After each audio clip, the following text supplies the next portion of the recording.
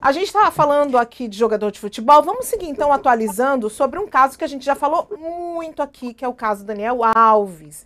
Você já sabe, ele está sendo acusado de estupro na Espanha, onde ele está preso e não tem nenhuma previsão de julgamento. E aí teve um novo depoimento que foi prestado pelo jogador, onde ele admitiu que sim, houve penetração com a vítima. Só que ele afirma que essa relação aconteceu de forma consentiva.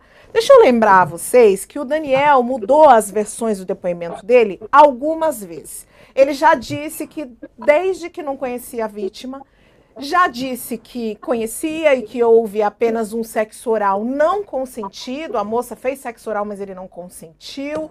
E agora ele está confessando, confirmando que houve uma penetração.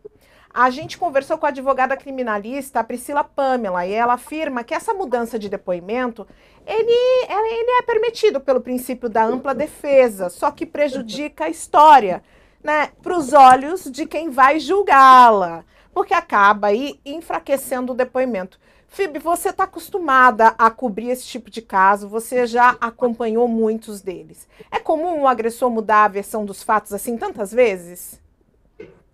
Pior é que é, Cris. É comum, sim. Sabe por quê? Porque a gente está falando da violência sexual, quando a gente fala da violência sexual, a gente está falando de um crime que frequentemente é palavra contra palavra. A gente está falando de um crime que nem sempre tem como ter prova física, né, Cris? Como nem sempre. Algumas mulheres até têm e veem os agressores sendo absolvidos mesmo assim. Mas em muitos dos casos a gente não tem um laudo, um roxo, um esperma, um exame feito na hora. Tem mulher que depois de ser estuprada, a primeira reação é tomar um banho. A gente sabe que é melhor não fazer isso, né? O ideal é, depois de um estupro, você ir direto para um hospital ser examinada. Mas nem sempre isso acontece, porque, inclusive, há muita. A primeira reação é a gente tentar tirar aquilo do nosso corpo, sem falar na vergonha, na culpa, no medo que a gente sente e que impede a gente de ir fazer uma denúncia ou ir para um hospital, né? É um crime que deixa a vítima envergonhada, ao contrário do que se esperaria. Então, Cris, por ser um crime de palavra contra palavra, o que eu vejo é que os agressores vão tentando se esquivar,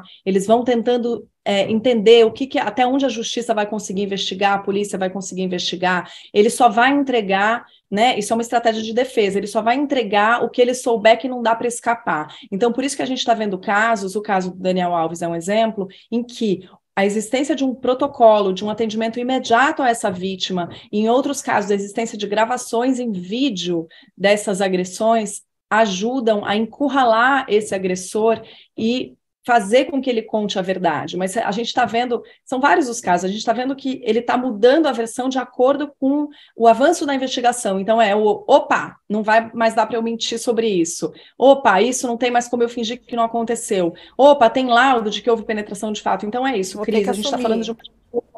de discurso. Exatamente. Vou ter que assumir porque não tem jeito de eu me esquivar dessa. Mas enquanto houver jeito, ele vai se esquivando, vai se esquivando. Por quê, gente? A voz da mulher tem muito menos valor ainda na sociedade de hoje. Então, num crime de palavra contra palavra, a tendência é que acreditem no homem, a não só o Sim. discurso midiático e o senso comum, como na justiça também. A gente vê muitos casos de agressores que são absolvidos porque só, entre aspas, havia a palavra dessa mulher. Aconteceu isso com o João de Deus em 2012. Uma vítima realmente tinha denunciado ele à polícia, a promotoria fez uma denúncia contra ele de violência sexual, violação sexual mediante fraude, a menina era menor de idade e o João Teixeira de Faria foi absolvido porque a voz dela era uma voz única diante daquele, enfim, daquela celebridade, Daquela daquele líder. celebridade ali, né? Daquele senhor que de Deus não tem nada, inclusive, né?